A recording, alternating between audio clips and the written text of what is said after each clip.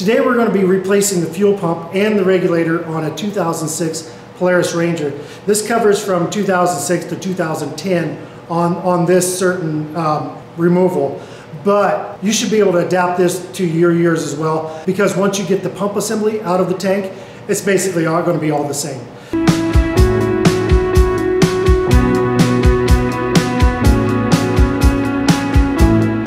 So the symptoms we're having is I'm having a hard start.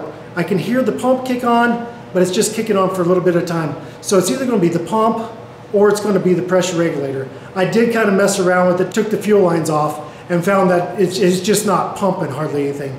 Now a pressure regulator will cause that as well, block the fuel pressure from coming through, and that will cause the pump to also shut off. So we're going to just go ahead and change them both out. It's easy deal, everything's right there in that one package. Okay, so I have the seat off, and that's exposed everything on the pump here. The first thing we need to do though is make sure you disconnect either the positive or the negative cable off the battery. That's a must do, because you don't want any type of charge to go on here. Also, when I take these screws off, it's going to be with a screwdriver. It's not going to be with a cordless driver. That way we won't have any type of electrical charge near the unit when I'm pulling it. Okay, so the first thing we do is we need to disconnect the power source, and that's just going to be the cable coming across. I'm going to pull up on the little tab here and just disconnect the cable. All right, once that's done, the power, we definitely don't have any power then at all anyway, but we also have the battery disconnected. All right, so the next thing we have the fuel line coming into the tank, and that's got a quick connect system on it. This one has green tabs. We're going to push in on those and then pop out the little insert that keeps. That insert is what retains the fuel line onto the pump assembly. So we'll go ahead and take that off, and you may get a little fuel. I don't have any here. So once that's off, we put that to the side. You definitely want to try to keep any dirt or dust out of that. So the next thing we need to do, we need to clean this area and with just a microfiber towel, and then we're going to shake that out because we'll need that a little bit later. And then we'll go ahead and just undo our screws.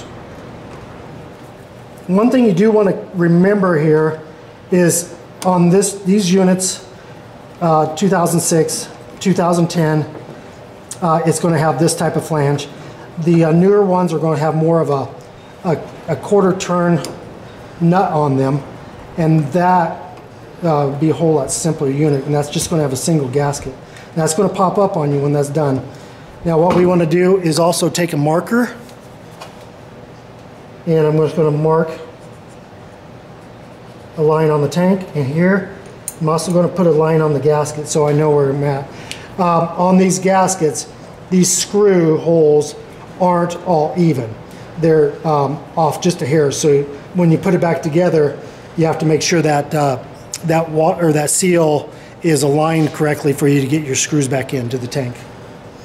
Okay, once we get that, we're just going to simply pull out the unit, and there we go. I'm just going to let that kind of drain out. And as far as the screws go, I'm going to carry those over to the work table, try to keep everything out of here. And once that's somewhat drained, I'm just going to remove it, and I'll just let it drip on the concrete floor.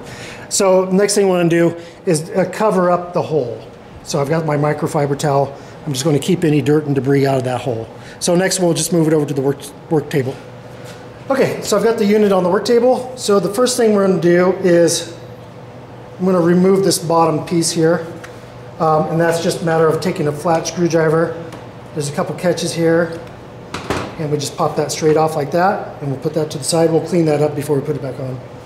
And then on the bottom there's also a rubber seal. Okay, once that's disassembled, I'm going to go ahead and remove the ground wire off right here. I'm going to unclip the top connector and clip this tie wrap that's on it.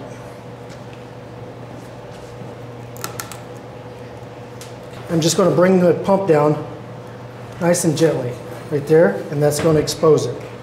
Okay, so now I've got my connector here that I need to remove, just like that. Okay, so I've got my new pump assembly here, and this is for this particular unit for this year. And remove that. And you can see that that's a match. So that's a bonus. And that unit also comes with a new strainer filter and a pressure regulator, which I think is actually, it may be the culprit to the whole problem. You get this. This is our new little retainer clip for the strainer. Okay, I'm going to take our pump and we're going to press that right on, like so. And then we're going to take our little clip and get that on there as well. So there's the clip, and there's the little peg it's going to go on.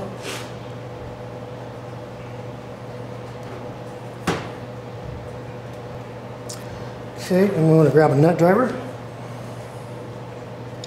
Okay, so I've got everything's connected now, and we're ready to go. So inside of here, where this nozzle fits in, there's a rubber seal. So what we're going to do, I took that out. We're going to put on the spacer and the seal. We're going to bring the pump back into position. Going to find out where it goes, and then just push in. All right, once that's in, we're good here. We're going to take our line back up. We're going to reconnect it back onto the connector on top of the unit. And bring that tab back in. That's a keeper to keep that plugged in. Well, so basically we just, right at this point, we need to reassemble. Okay, I'm going to go ahead and get this cleaned up a little bit. Get any dirt off of it that came on it. Set that to the side. Also clean this up.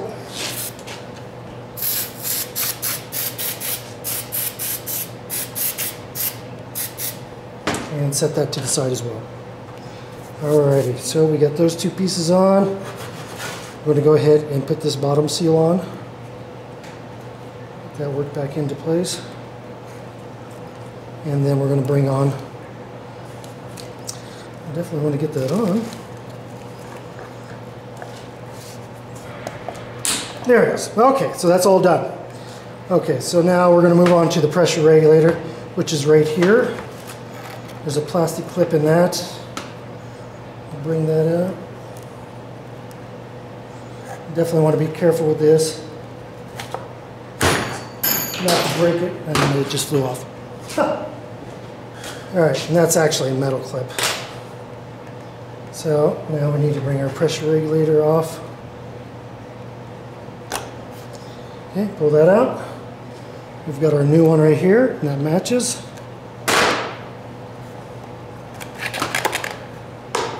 Snap.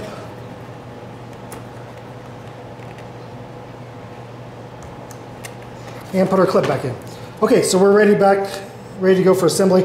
I'm going to go ahead and wipe this down with a microfiber to get all my little grease marks off of it. Now, this is the issue right here, is these holes lining up. And as you can see, you got to rotate it around until you find the right location. I thought I had it marked better, but I don't, so no biggie. It's just a matter of finding it. Nope, there it is, right there. Okay, so we're all aligned right here. I'm going to keep this kind of in my, I'm going to keep this in my hand and keep all the seal lined up as I go bring it back over to the unit. Okay, before we get too far, I do need to re-tie wrap this to the tube, and I'll do that real quick and be right back. Okay, I got the pump all ready to go. Got my screws here. Uncovered my tank, and I did put a mark here and a mark on the tank, so we'll just slide it back in as we were. And of course that's got those springs on it, so that's going to put a little tension on it.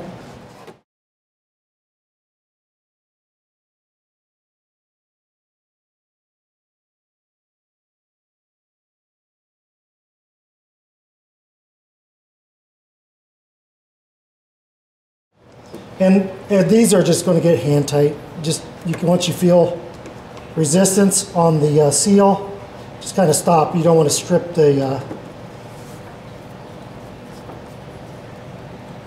you want to strip the threads out of anything or loosen it off of the tank. Kind of go. Yep. So that's all good. Tuck him back down under here, and then we'll bring our line back. Press down and bring our electrical source. And these will all have to be tie wrapped back up. Okay, and that is it. Tuck those back out of the way, and I'll reconnect the battery, see if it starts. Alright, we'll see how it starts. See if we were successful.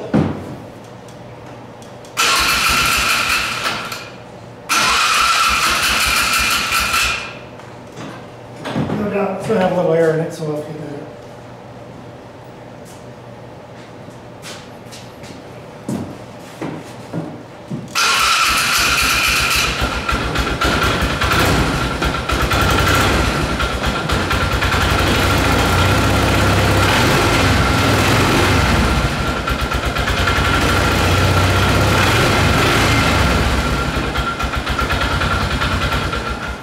Alright, so that seemed to fix the issue.